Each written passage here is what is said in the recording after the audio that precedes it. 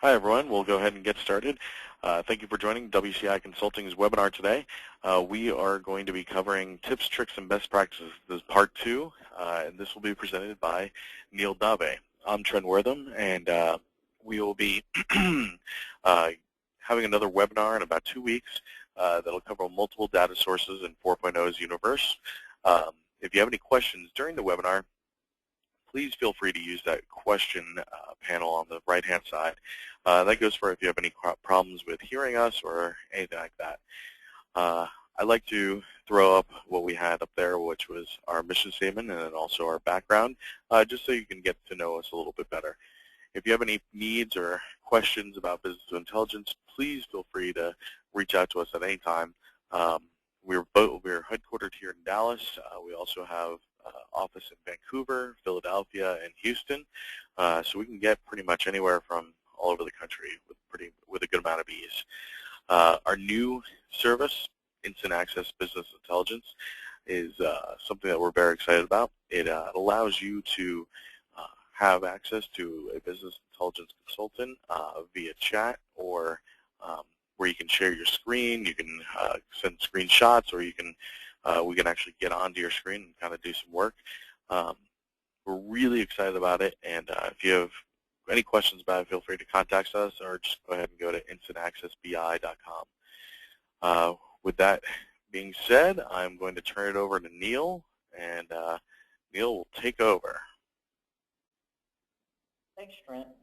So for some of those that joined us last week, we talked a little bit about creating a universe and some of the tips and tricks within the universe to making sure that you create a universe that's proficient and that allows end users to create good queries in order for them to run efficient reports. So the second part of our meeting today is going to be about looping and how to fix loops within a universe. So for some of those that are not familiar with loops, what that is within a universe you can run into issues with loops. Loops is a join path problem where it causes a query to return less records than expected. Loops arise when a join between tables form a closed path. So what that means here, and from this, from when we can see on the screen here, we're back in the universe, and this is the universe that we selected from last week, which was the eFashion universe. And within here, you can tell that these join paths that are being created within these tables, if you look at it, you'll notice that there's a closed path that's being formed here. So from the article lookup table to the shop facts table, you'll see that there's a line here, and then from the product promotions facts to the shop facts, there's a line here, and then finally here are joins, excuse me, not a line, but a join.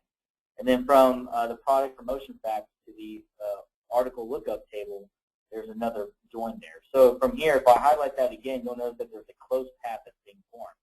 So this is definitely an issue whenever you're creating a universe, because the fact that this can, if a user runs a report, or if a report's created against, if they're picking objects against this table, and this table, what's going to happen is it's going to return less records whenever they run the report, and that's because of the loop. So what you've got to do is you've got to create a, there's two options here. You can alias table, or you can create a context that orders you to find the loop and resolve the looping issue. So in here, I've got several tables in here, and so what I'm going to do is just to help you kind of clean this up, I also have another universe here that, it's the same universe, but what I did is I just kind of isolated the problem here, so it's easier for you to look at. And so again, it goes back to looking at our loop here, where it's still closed. So what we recommend you do is after you've built your universe, and you've built your universe with your joins, and you've created your objects, what we recommend you do is that here on the top left, there's a button called Detecting Loops. So when you click on this button, what it's going to do is it's going to identify what loops are that are displayed in your schema. And from here, you can definitely tell that there's a highlighted join path here that's causing a closed path. So we've got to resolve that. And it's kind of nice here. It tells you that this can be resolved by an alias. So what an alias does is an alias is an alternative name given to a table or any other object. So what that is just you're going to basically copy a table in here. You're going to delete the join here, and then you're going to copy this table and place that join right here. So that'll make sense here in a second whenever we create the alias table. So what I'm going to do for the example here is I'm going to create an alias table off the product promotions fact table. So that's done by simply right-clicking, and then you can go to alias right here. And what it does is it's asking you to name the alias table. So on here, what I'm going to do is I'm going to say product promotion facts, and then I'm going to say shop on here. The reason why is because I'm going to identify here that the table is going from the shop facts to the product promotion facts table.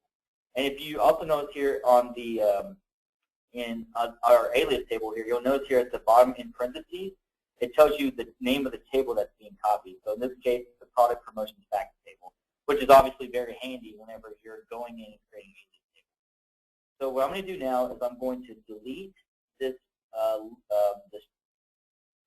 join right here between article ID and article ID within these two tables. So I'm going to delete that join right here, hit yes, and then what I'm going to do instead is I'm going to draw another join from article ID to article ID. And then what that does is that you will notice that there's no more loop here. So I can go from here to here to here, and there's no more closed path. So that's one way you can resolve aliases by creating an alias table.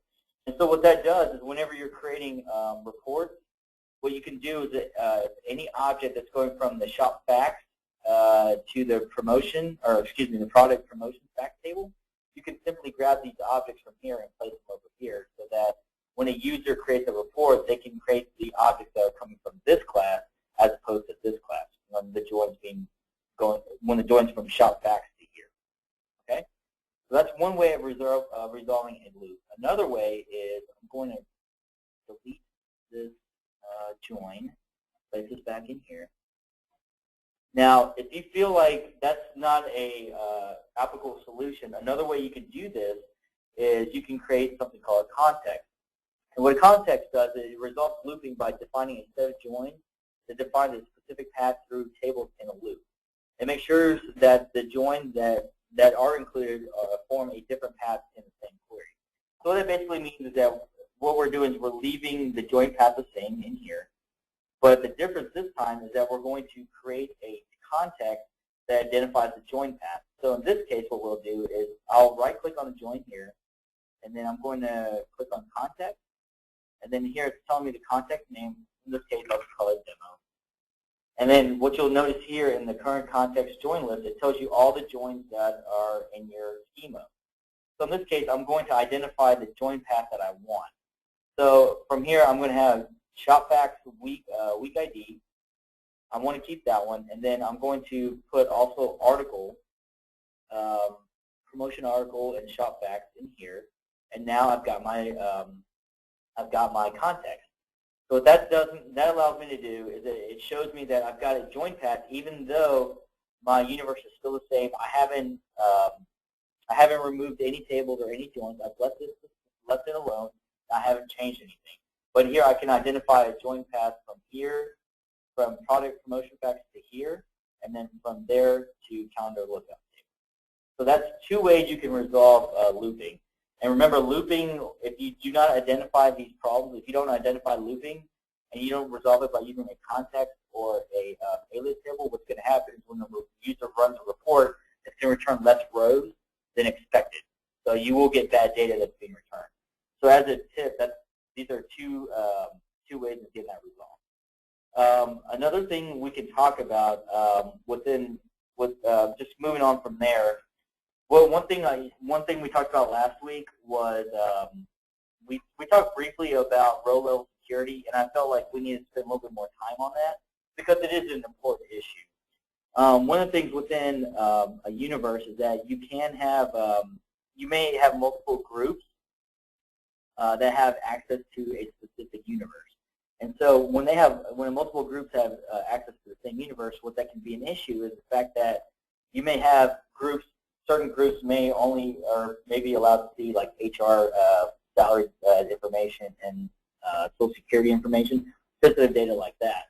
But if you have other groups that do not need to see that information, there is customization you can do within here to be able to allow you that information. So if I go back into Tools and Manage Security and go to Manage Access Restrictions, the two big ones I want to talk about are, if I click on New here, the two of them I want to talk about is under Connection and under Rows, which we talked about last time. Connection, what you can do is I had to perform this with a previous client, was the fact that we had one universe, but two separate groups needed to see two separate types of information. So it goes back to when you create your connection here, the data that's being returned from the database, only if a group was allowed certain information, you can tie that group to that specific database connection. They only see that type of data, that information. Well, the other group had the ability to look at everything within that universe. So when you set up two groups within the CMC or Central Management Console, you can set up restrictions to allow certain groups access to a certain database connection. So that's what you can do here for the restrictions. So like if I created one that said new restriction 3 and new restriction 4, I could change the connection from saying the CMWE fashion for one connection or for one restriction. And then if I created another universe connection that said, for example, CRWE fashion 2, I can point that second restriction to that other group, and so I can associate the groups to make sure that they have access to that specific restriction. And that's done through here. If I had restriction 1, restriction 2 here, and group 1 and group 2 here, I can apply that restriction here. Okay? And the other, we talked briefly about the row level security, and this is where you can assign a specific SQL table in here to ensure that there's a specific restriction that you want to place it on. So for example, I already have one created for us, but under Larry's restriction, if I go back in here and go to rows, you'll notice that the Outlook lookup table, manager Larry. So Larry's restriction, only his user ID will be able to look at Larry or his data that's being returned by the store information. So that's how you can restrict. If you have multiple groups, it goes back to if you have multiple groups or multiple users that are viewing the same universe, but you want to customize it to where only certain groups or certain users see one thing and the other groups or other users see something else, that's where you can go in there and customize it within one universe. Okay? All right, and one other thing that we did not talk about last time, and this is regarding creating a better query for your end users. Now, one thing that we should talk about is whenever a user is creating a query, the ideal situation is you want the user to be able to run or build a query first, then refresh the data, and then it returns in a efficient manner. A lot of times we see reports that where a user creates a query, refreshes the data, it returns everything, and then they apply filters on the report. So what happens in that case is that you're expanding your runtime when you do that. So what we suggest is that whenever you create a report, you create filters or predefined filters. So whenever the reports run, the filters are placed when in runtime as opposed to at the report level. Because what happens is when you run the report with all the data being returned, it refreshes. It's returning all the data and including your restrictions that you place on your report. So it's always better to create a report with a predefined filter first, and then run the report, and then if you need to make some modifications or minor tweaks within the report, that's fine. But we have seen that be an issue. So in order for you to create like a predefined filter, what you would do within the universe is, if here at the bottom, you'll notice that there's two separate icons here. One is the class or the object icon here. The other one is a filter icon. If I click in here, you'll notice that, let me go back to our other universe. Okay. If I go in here, you'll notice that there's already some filters set up for us. And so what the user can do is, if I double click on one of these filters, you'll notice that it creates a where clause here. So whenever, this is strictly going to be placed as a filter. And so whenever you're creating a SQL, this is your, this will be using your where statement. So if you look at a SQL statement, you're building a where clause. That's all you're doing. And so you can place that. You can create all different types of filters in here. And simply, all you're going to do is you're going to create your work logs within here. You create your SQL code in there. Okay? And then the user can place that filter whenever they create a report, or when they build a query for within a report. Okay. So one of the last things I wanted to talk about here is the fact of whenever a universe is created, you have all these objects, and you have a lot of joins and tables and things like that. So one of the biggest issues is trying to identify in document form what's all been created. And so one of the best ways to do that is to go to Tools, Options, and then under Print and /PDF tab, it tells you what type of information do you want placed in your PDF document once you save it. So in here, you can tell, okay, I want parameters, linked universe, graphical structure. I want to list all the objects, conditions, hierarchies, tables, joins, contexts. And if you want to put a full description, you can do that. So where this comes into play is if you perform a file, and then if I want to save as, and then I'm just going to place this PDF on my desktop. If I go to Desktop and then Save as Type, I'm going to select PDF. I'm going to save it. It's going to take a second to save. All right, and then I'm just going to go back into my desktop, and then under it creates a PDF document right here, eFashion. And once I open up this eFashion PDF, you'll notice that what type of parameters are listed in here. And remember, this is under File Parameters. You'll notice the different types of things that are on here. One of the nice things about that is it tells you the statistics, like how many classes are created, how many total objects are created, how many tables are in here. If I had any aliases, that would tell you here, join, context, hierarchy, and condition. Okay? So then this is going through the parameters. When you go to File Parameters, it tells you all the information that's being set on here. You've got your control limits on here as well. And then once you scroll down a little bit, it gives you the object list. Your time period is your class. Store is another class. Store details is another class. And it tells you all the objects that are beneath that class right there. Okay? And then I'm going to scroll down a little bit. And then if you have any conditions, it tells you right here where those are. This is, again, a class on here, and then the filters are placed below that. And then if I have any hierarchy set up, that's for drilling for reports. If you want to set up a drill down, it'll list there. And then here it tells you all the tables that are being brought in from your database. Okay? And this is one I find very useful, is the join list. It tells you what joins are already set up for you in here. And then if you have a context, it tells you that. And then it actually creates a schema for you. I know it's cut off here, but it shows you the schema of how it's built. Okay? Even though it's on, it bleeds over to another page, but that's how it displays for you. All right? So those are kind of nice things here. You've got documentation, so anytime you need to have a document for your universe as opposed to going through Designer and looking for certain things, you can refer that PDF document in there. Okay? So that's pretty much all I had. Trent, I turn it over to you. All right. Thank you, Neil. And let's get up. I think that's there. Neil, thank you very much. If you have any questions, feel free to throw them in the sidebar right there on the right. And our next webinar, we're going to be covering multiple data sources into a single universe. And that'll be in 2 weeks at the same time. I should be sending out an email this afternoon or tomorrow about that. Again, if you ever have questions or input about our webinars or next topics, please feel free to contact us. We're always looking for feedback, and it helps us create a better experience for all of our viewers.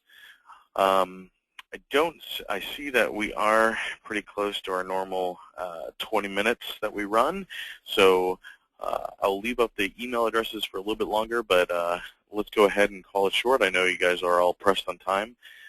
Thank you very much from WCI Consulting, and look for our next webinar in early August, and I will be sending out an email this afternoon. Thank you again, and enjoy the rest of the day.